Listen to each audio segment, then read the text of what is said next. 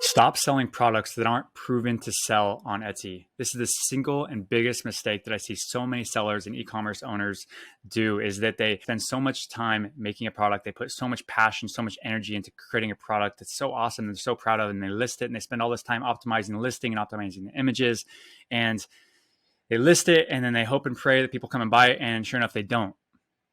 They don't come and buy it. In this video, I'm going to show you exactly how to avoid that heartache and how you can know which products to sell, which products you should not be selling on Etsy. Okay, so stick around. I'll see you soon.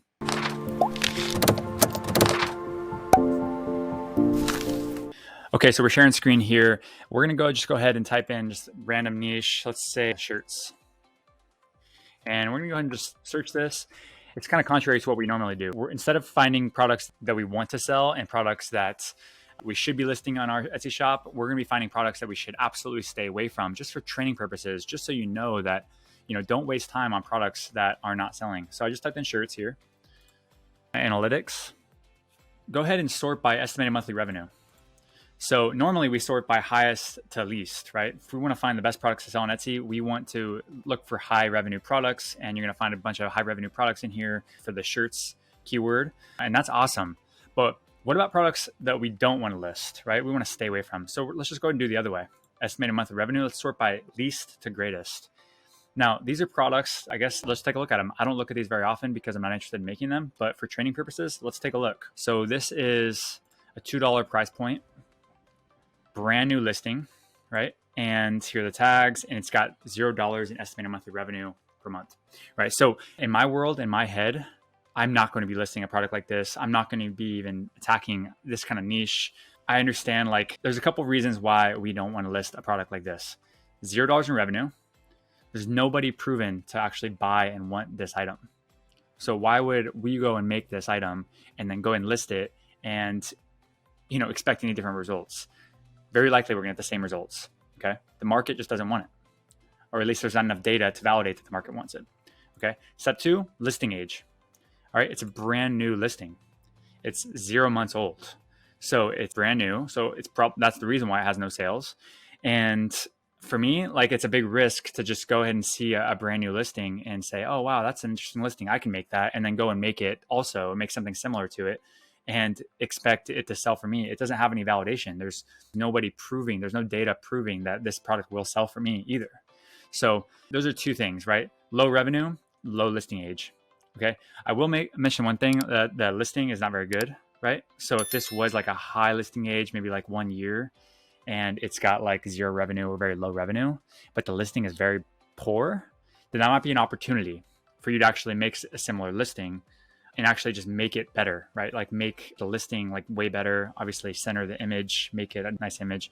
But again, I only go after products that have revenue and have validation from that side of things, because I don't want to waste time making products that don't sell. Let's keep going. So Sissy SVG.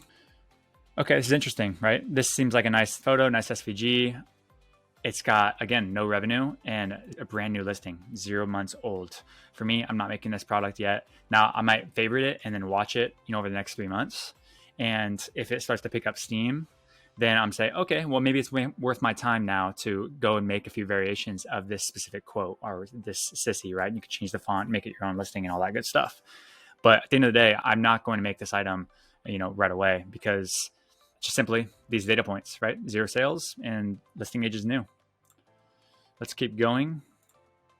So $9 a month in revenue. This is where it gets kind of interesting, right? This is where the analysis comes in and your common sense and kind of comes in. So listing age is 7 months old, $9 a month in revenue. Well, I guess this depends on what you want to do. For an SVG, it's bringing in about 5 sales per month. I probably wouldn't make something like this. Not high enough revenue for me to kind of go in on and spend some time and making a great product like this. But for some people, it would, right? It's been around for 6 months. It's bringing on average $9 per month in revenue. You multiply that by 100 SVG listings, and not bad for, digital products. Yeah, so this is a maybe for me, probably, right? Everybody's gonna be a little different. I don't like the price point either, $1.85. I like to sell SVGs for $4 and above if possible, or bundle them and all that good stuff. Let's keep going. Yoda, best teacher. A couple things. Again, low revenue, pretty new listing. But the biggest thing for me is I'm not sure the trademark on Yoda and the Star Wars stuff. For me, that's a big risk for me. It's a big no-no. I stay away from everything like that's against Etsy in terms of service. I want to be like very, very straightforward with Etsy and be a good partner with them.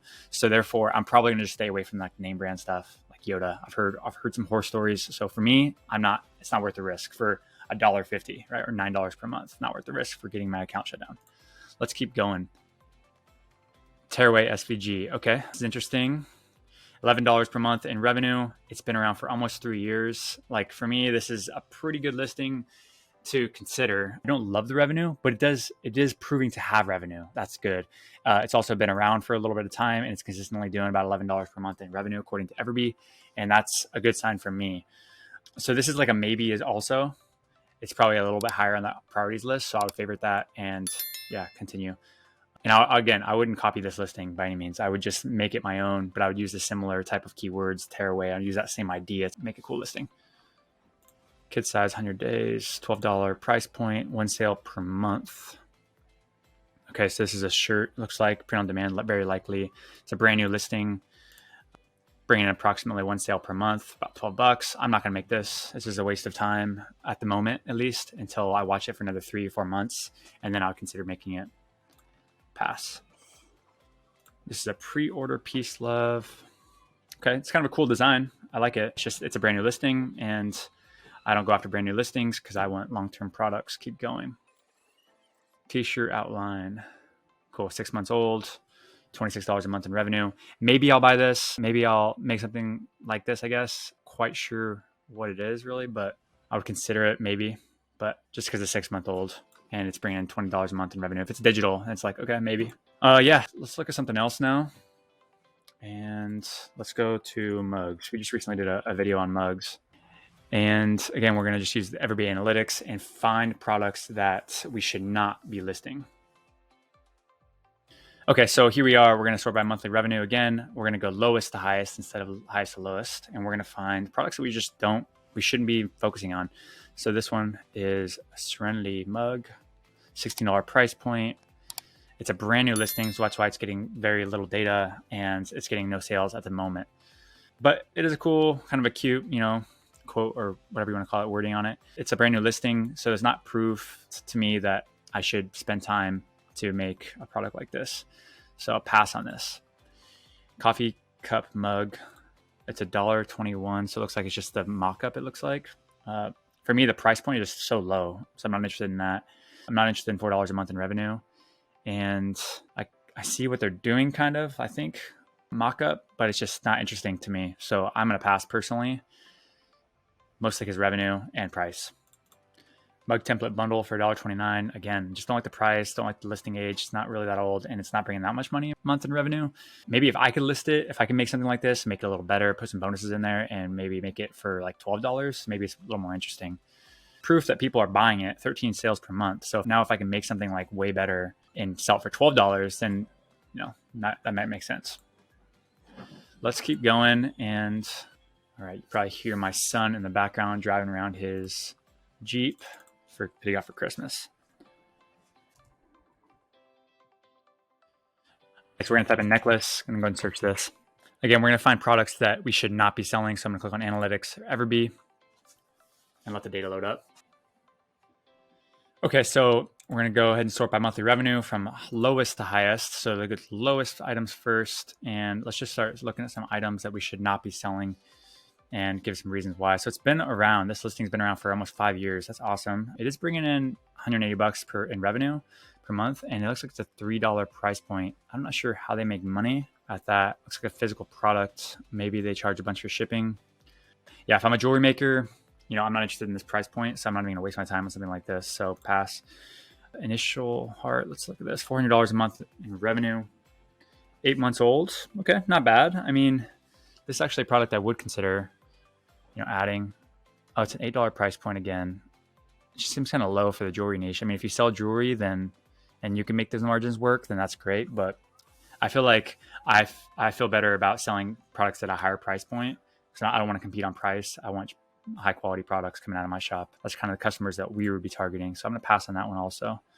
So as you see, these are all like $8, $6, $20. Okay, let's look at this $20 one. Okay, so this one's been around for 3 years and it's bringing $600 in revenue. I would make something like this. So yeah, I mean, a lot of these jewelry items seem like they're actually pretty good as long as the price point makes sense. If I can make this thing, if it's going to cost me $15 to make this product, of course I'm not gonna make it and sell it. But you know, if I can make it for $5, $7, something like that, then I would certainly do it and then list it, maybe create a great listing and do that. So cool. Aside from that, guys, that's pretty much, I wanted to wrap up the video today. I hope that this helps a little bit just by, as you're learning the EverBee tool, as you're crushing it on Etsy, it's super important to stay away from selling products that don't provide a return on your time. Like, your time is the most valuable asset in your life, of course, right? We all know this, but like, let it sink in. Like, don't waste your time on products that don't bring a return back to you. Okay. Only sell products that are proven to sell and that fit into kind of to your model and to your niche. All right, use EverBee to do this. If you haven't signed up for EverBee, it's absolutely free forever. Sign up for free. The link below in the description section. And if you are on EverBee and you're using it, I hope that you love it. Of course, let me know if you have any questions about the tool.